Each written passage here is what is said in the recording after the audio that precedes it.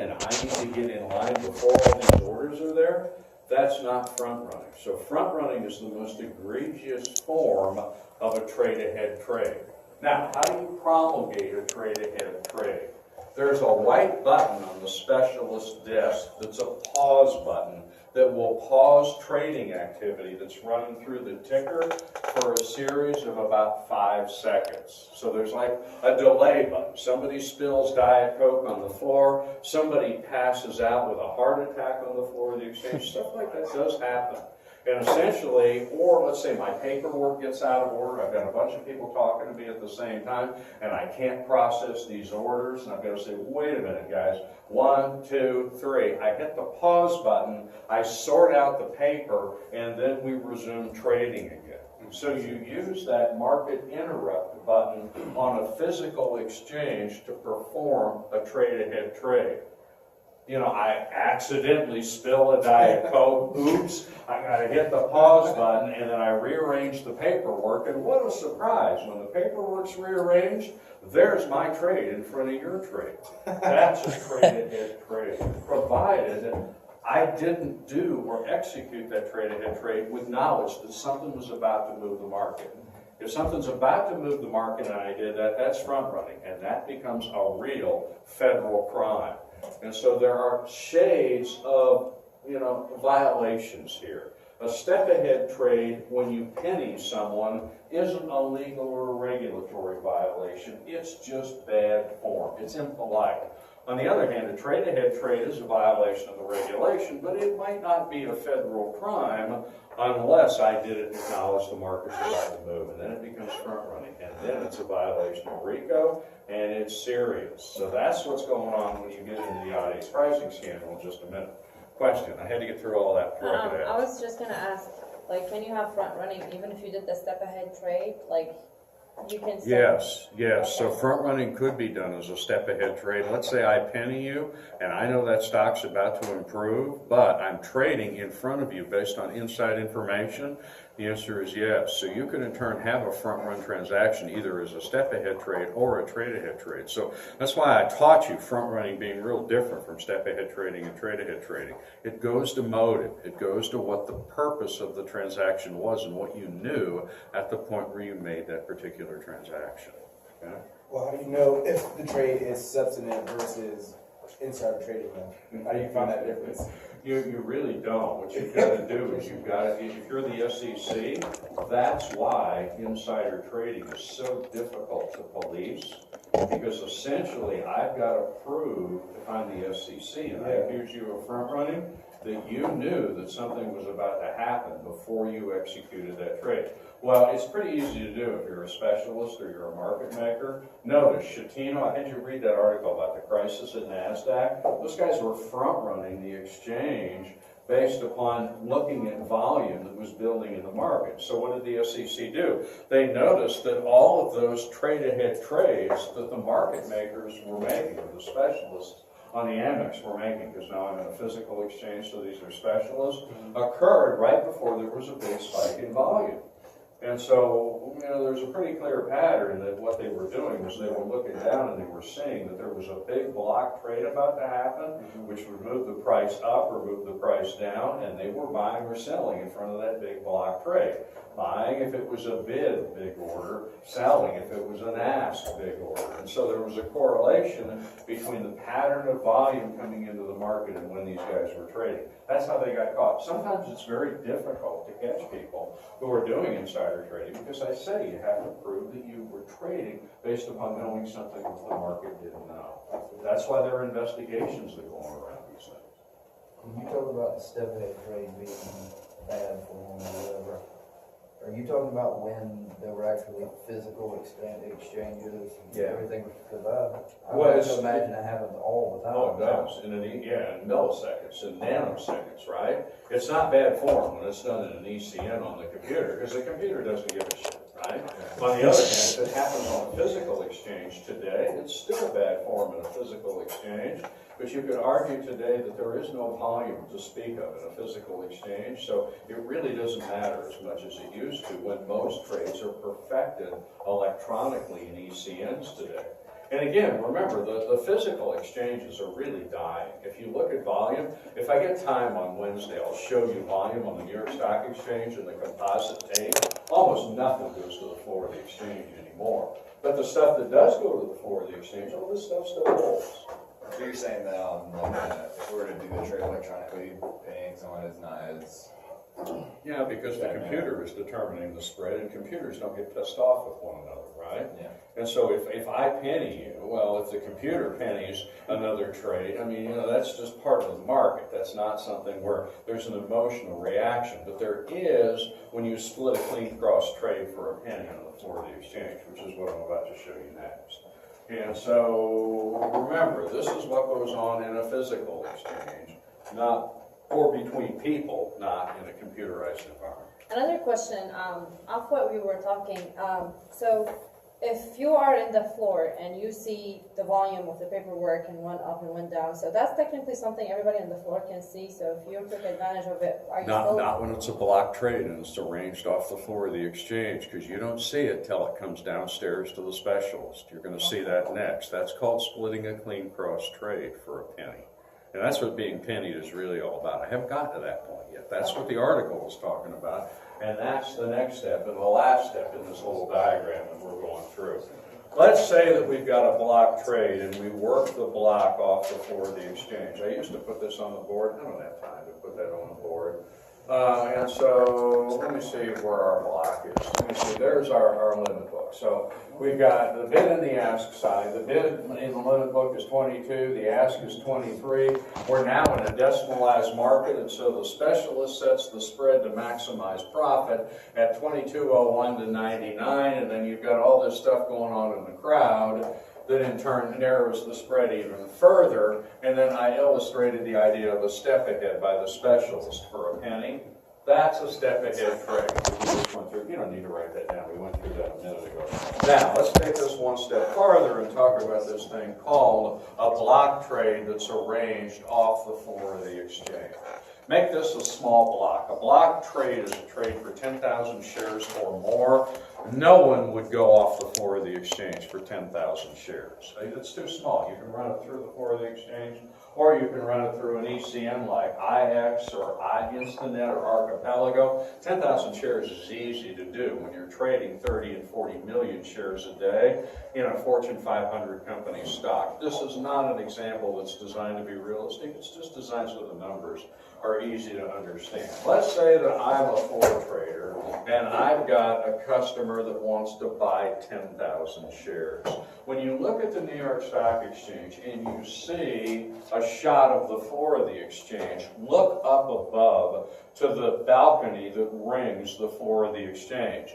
You're going to see a bunch of sliding glass doors that are just off the floor of the exchange on the second level. The easiest way to see this is when you've got a new company and it rings the bell to open the day or to close the day at the end of business. If you look to the left or right of that platform that they have, you'll see some of those block trade rooms on the second floor of the exchange. The idea is back in the days when the physical exchange dominated, before ECNs and ultra-high volume, what would happen if you had a big trade that you needed to fill, you didn't fill it on the floor of the exchange. Because as soon as you went downstairs and you said, hey, I've got a customer that wants to buy 100,000 shares or 50,000 shares or 1 million shares, what's going to happen? Well, the price is going to go up, right? So you take the trade off the floor of the exchange and you run it as a block trade. And what you do is you go into one of those little rooms and there's a phone in one of those rooms, there's an internet connection, and you start contacting your friends.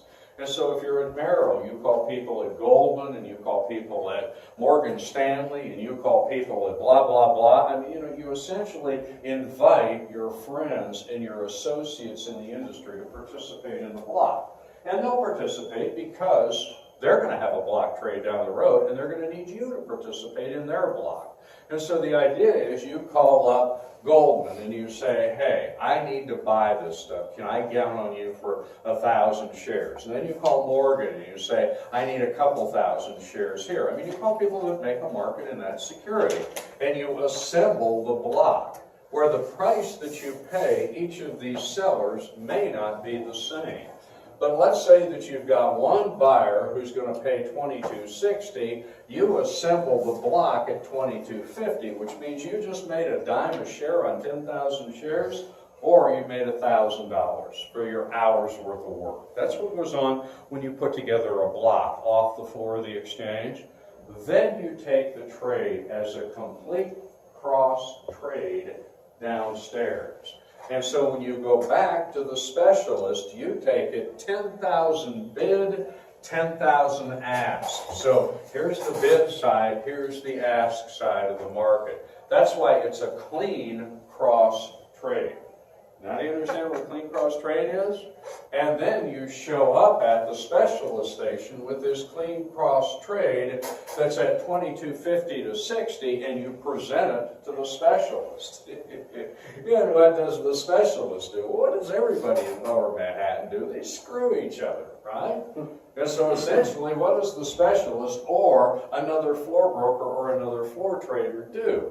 They penny you on a clean cross trade. So they say, hey, you got a guy there that's bid out at $22.50, I'll give you $22.51. And then somebody else in the crowd says, well, I'll go $22.52 on that. Somebody else says, I'll go $22.53. And all of a sudden, that hour's worth of work that you just did off the floor of the exchange to put together this clean cross trade blows up when you bring it downstairs on the floor of the exchange.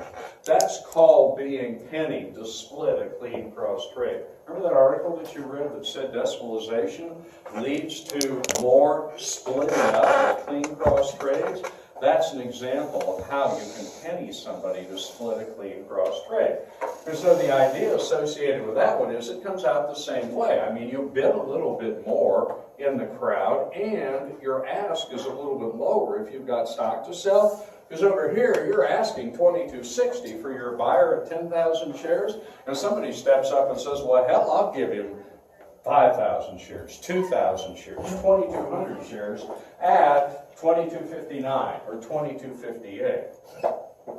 Now, what happens at the end of the day when you go home if you're the schmuck that in turn put this thing together and spent an hour's worth of your time to make $1,000 and you get downstairs and 2 or 3 other floor traders took your trade away from you because they pennied you and split the clean cross trade?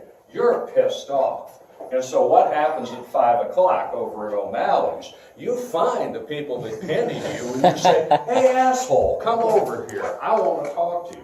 These guys were getting in fist fights off the floor of the exchange at night because they were doing this kind of stuff to each other. And the New York Stock Exchange sort of said, we can't have these people out in the streets of Lower Manhattan beating the shit out of each other. And that literally was what was going on. Well, what's the solution to being pennied when you try to split a clean cross trade? How do you solve the problem? You inject. And I had you read this because you read an article where they explained how they solved it. If you're going to split a clean cross trade, what do you got to do? You gotta be really strong. That's why hang out in the weight room, right? Do you put a speed bump in? What? Do you put a speed bump in? Well, no, speed bumps aren't going to, remember, speed bumps are in the electronic market. Yeah, I know. I don't know if I'm going to get to speed bumps or not. I'm going to try to get to speed bumps, which is why you got to answer this question faster than you're answering it, because we got to get to the good stuff in ECNs. How do you try and prevent a clean cross trade from being split for a penny? Because remember, the faux pas here is what? The faux pas is you're pennying each other. And so it's like, I did all this work. I worked my ass off for an hour upstairs to put this deal together. Shit, I'm only making $1,000. So that's not a lot of money to begin with on this deal. And you just took it away from me, right? I'm pissed. Well, how do I keep you from taking it away from me? You have to then take it. If you're going to split a clean cross trade, you've got to improve the spread by a substantive amount of money. What's a substantive amount of money? The answer is a nickel. So in this case, if you want to split a clean cross trade on the floor of the exchange that was arranged off the floor of the exchange, the only way you can do it is by improving the bid and the ask by a nickel. So can you split that clean cross trade if the minimum tick to split a clean trade is 5 cents? And the answer is no, because the bid would rise to $22.55, the ask would fall to $22.55, and nobody'd be making any money. That's why I put this spread together with a dime, $22.50 to $60, because you can't split this one as a clean cross trade if the minimum tick is 5 cents on either side. And that's how the New York Stock Exchange got around the problem. But I tell you that story simply because now you understand what it means to split a clean cross trade, and now you understand why being pennied is bad form, and now you understand the idea of decimalization compressing spreads and really causing some unintended consequences on the floor of the exchange. Nobody thought this stuff was going to result in a lot of animosity, and a lot of pain between the floor brokers and the floor traders. And remember, this was back in the day when the physical exchanges dominated. So you didn't have the electronic exchanges, and the New York Stock Exchange in turn had to react in order to prevent this kind of stuff from happening. So that's all the stuff that you read about in this particular article, where Dick Grasso had to come up. Dick Grasso was the CEO of the New York Stock Exchange at the time, and they had to come up with a way to keep these guys out of the bars in Lower Manhattan after work from going after each other with a stick because of what was going on the floor of the exchange during the day. So anyway, that's the idea of splitting a clean cross trade. Any questions about splitting clean cross trades and being penny and all that stuff? That now gives you the ability to understand all the stuff that you've read. Notice, here's the other unintended consequence associated with decimalization, and that is what happens to all of the specialists and the market makers when you suddenly cut their revenue by 50%, they go out of business. Because this becomes a business where you make money on volume, not on margin. And so I gave you a couple of articles that talk about Goldman buying Spear Leeds Kellogg from the American Exchange, Bear Stearns bought Wagner Stott Mercator for $625 million. You had a lot of consolidation going on among market makers and specialists because the compression in revenue drove a lot of these companies out of business. If their revenue fell by 50%, they couldn't cover their costs. They didn't have the volume to succeed because profit margins in the market were much smaller. There's another point as to why you've got companies like Bear Stearns and Citi and Goldman and Morgan Stanley buying specialists. Remember, this is the dawn of the proprietary trading age. And so essentially you've got Goldman and Morgan and BlackRock and BGI and on and on and on are now in the business of needing to perfect a trade quickly. And how do you perfect a trade quickly when you've got to in turn call another company to execute it on your behalf? You can't. And so what you're seeing is when decimalization happened in the early 2000s, that was one reason that drove the specialists and the market makers to sell. But what drove the institutional investors to buy? And the answer was because if I owned the specialist or a market maker, I had instantaneous access to the market to perfect a proprietary trading strategy. I didn't have to go out of my shop in order to complete the trade in the market. I was the market. And so that's why you see all these institutional investment companies like Goldman and Citi and Bank of America and BlackRock and on and on and on buying specialists and buying market makers. Because, as I told you earlier, you don't make any money on customer trades. The money on the exchange is made through prop trading. And so this was the idea of the early part of the proprietary trading era. Notice, Bear Stearns is one of the companies that was out there buying a specialist. Remember Bear Stearns? Remember the idea of stock index arbitrage? Oh, that's why they were doing it. I was just thinking, wouldn't you be just profiting on your own market maker then, if you're trading through them? No, because your market maker gives you access to the other parts of the market. Yeah. And so remember, your market maker isn't just trading in the seventh market for you. Your market maker trades for everybody. Now, go on one step farther. What invalidates this business model? Does it disencourage people from And trading. What happens when market maker. ECNs come along? What happens when IX comes along? Yeah. Does anybody need a specialist anymore? No, all you need is a subscription and a data feed and a fiber optic cable near the server farm in Lower Manhattan for IX, right? Well, also, So all of this shit goes away as soon as you've got the idea of an ECN environment, and then the next step is free trading, high frequency trading. And so notice what you're seeing and what you're learning here is the evolution of the market. This was the intermediate step between physical exchanges and ECNs. And so what I'm doing is I'm building the evolution of the market over a 20-year period, out of physical exchanges into electronic exchanges, where broker-dealers were owned by the institutions, into a world where they threw all this stuff away and just went out and subscribed to a few ECNs. That's why electronic communication networks ate the physical exchanges lunch when they finally showed up on the scene in 2006, 2007, 2008, and that's where all the activity is today. Okay, and that's why.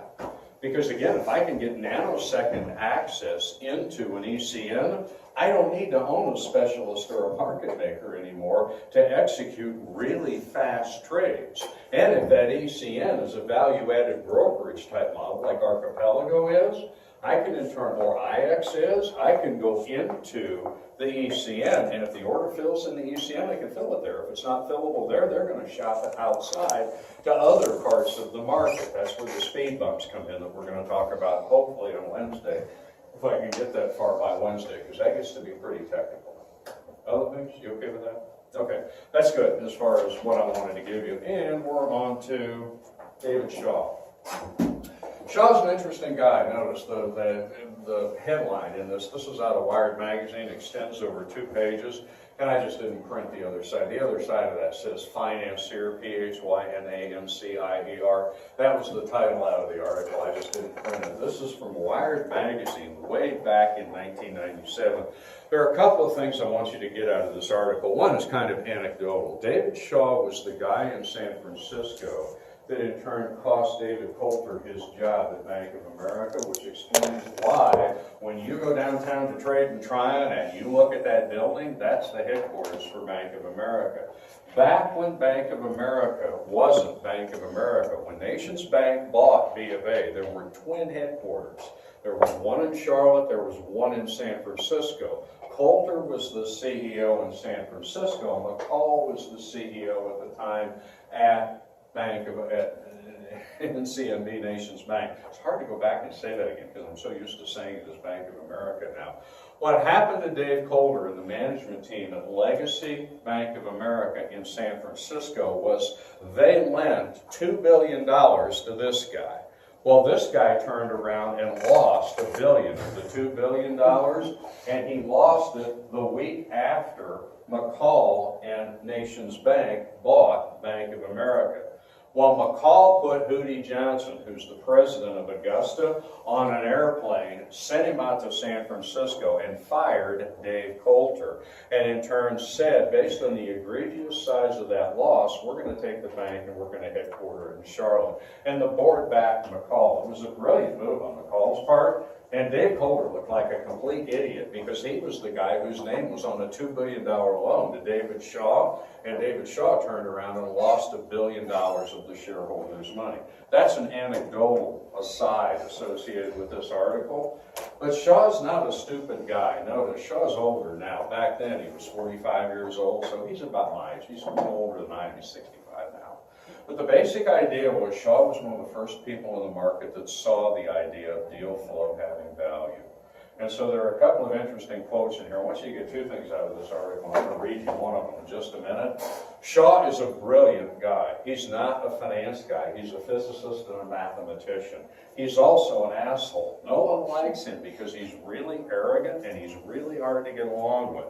But at the same time, he's really, really bright. And he saw ECNs 15 years before ECNs hit the market.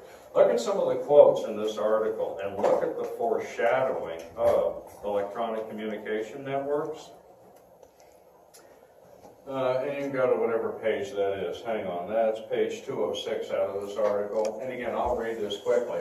Stock trading, see what I have in a block where it says foreshadowing ECNs? Stock trading for show is nothing more than a network in which computers match buyers and sellers and store unfilled orders until the next customer dials in.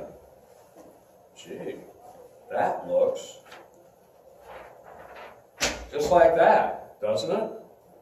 It was. I mean, Shaw had seen the future of the market, and again, this is kind of interesting because he saw the market changing before the people in finance did, because he was outside the established order in institutional finance, where everybody was keyed into the market. Well, he was just keyed into the technology.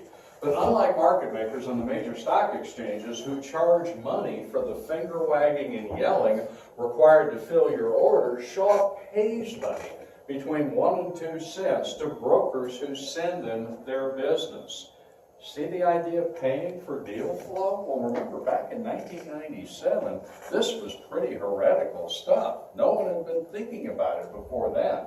They make their money not on commissions, but on the spread, the difference between the price they buy and they sell. That means you make money on volume, not on margin.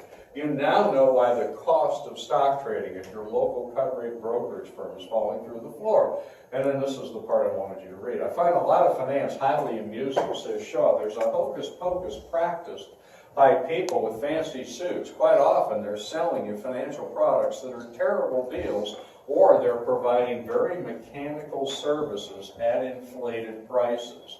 Now, here's where the article, you can tell, this is written in a technology source, not a finance source.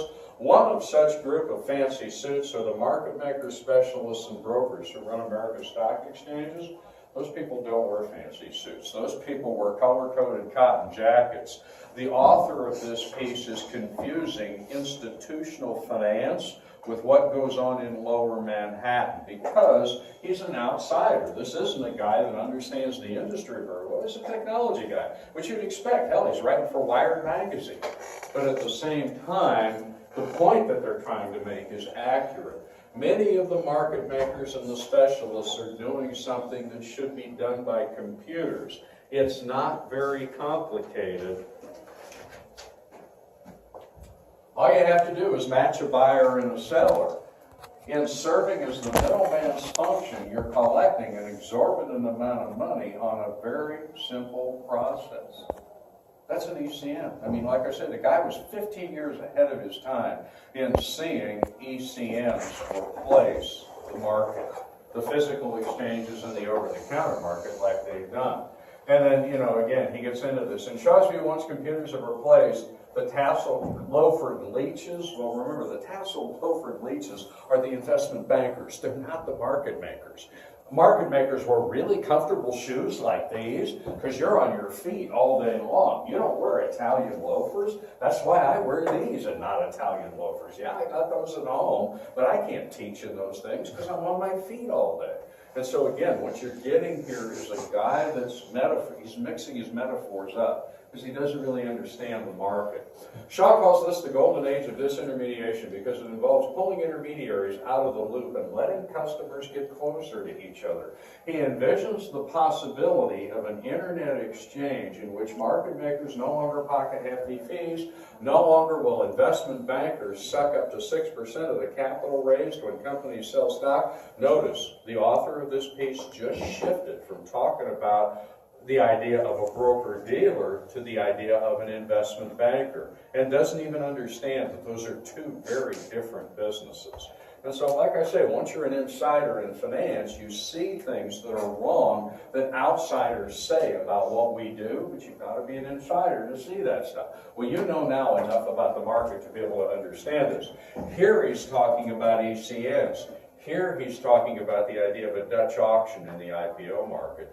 But again, what I want you to see is this was back in 1997, which was 15 to 20 years ahead of when the market changed. So Shaw was really a visionary. He may be a jerk. He may not have much of a personality, but he saw the market changing 15 years before other people in finance saw it happening. So that's one thing I want you to get out of this. The other thing I want you to understand is this stuff about pair trading and basket trading and algorithmic trading. Remember when we talked about BGI and the idea of identifying inefficiency in the market by looking at pairs of assets that should correlate with one another, and when that pattern deviates, you begin to buy and sell? Well, that was Shaw's insight in the market too. And so the other thing that I want you to get out of this is the dawn or the beginning of pair trading and basket trading and algorithmic trading and all that other stuff is here too. And again, you can read this. I'm not going to keep reading this article to you, but there's where pairs trading, which is based on the idea that prices of two stocks should be correlated. Ford and GM, when the correlation is violated, you short the one that's too high and you go long in the one that's too low. And you've got to have liquidity to unwind that position and make an arbitrage profit. We already talked about that with BGI. This was 20 years before BGI was doing it. So as I say, I give Shaw credit. Even though I understand a lot of people in the market don't like it, he's still around and he's still doing this stuff. He's getting older now, but at the same time, Shaw was one of the visionaries in the market because he came from outside finance with a physics and a math background to see how the markets were about to change. So those are the two things that I want you to get out of that article. And now we're over into talking about topic number 2, trading abuses in the market. And there's the list of things that we're going to get as far into as we can get into by the time we get into Wednesday. And that's where we'll wrap up the course. See down here where it says sync and high frequency trading? That's what I'm really trying to get to, because that's interesting stuff that I want you to know. And the idea of speed bumps and the IX and all that other stuff. But to get there, we're going to talk about, number 1, typical secondary market abuses. You know, what are the major trading abuses that occur in, the physical exchanges? Then we're going to talk about the IPO market. What are the abuses that go on in the IPO market? Then we're going to talk about mutual funds. Then we're going to talk about high-frequency trading. And in each case, what I want you to know is, I want you to know some of the abuses that occur where people try to make an excess profit that is basically insider trading. And I want you to know how to fix those things. Not just what's wrong with the market, but how do you fix them? And more importantly than that, I want you to understand that anytime you create a competitive market where people are allowed to keep what they make from the work that they do, people are going to try to break the rules in order to make more for themselves because they get to keep what they make. And so the markets aren't poisoned or the markets aren't immoral or broken because people try to break the rules. We've created a system with individual property ownership rights and the right to keep what you make from the work that you do, where it's just natural for people to try to break the rules. And so the idea is it doesn't mean the markets are wrong or that you indict the market. What you do is you have to find ways to control behavior. Because we're right back to the first day of class. Anytime you give people the right to keep what they make from the work they do, they're going to try to make more. Why? Because people are greedy. So we've come full circle back to the idea of Adam Smith and the idea of criticism and regulation of monopolies. We need to, regulate trading behavior too. So the question becomes, what do people do to break the rules and how do you fix it? That's the theme of this particular mod in the course. And I'll get as far into that as I can on Wednesday if we're done, which is going to leave me about 2 days short of what I wanted to do with the equities market. No, as I say, that's just the way it goes. Sorry about that. I ran out of time. Are we still on Luke's work with the readings? Pardon me?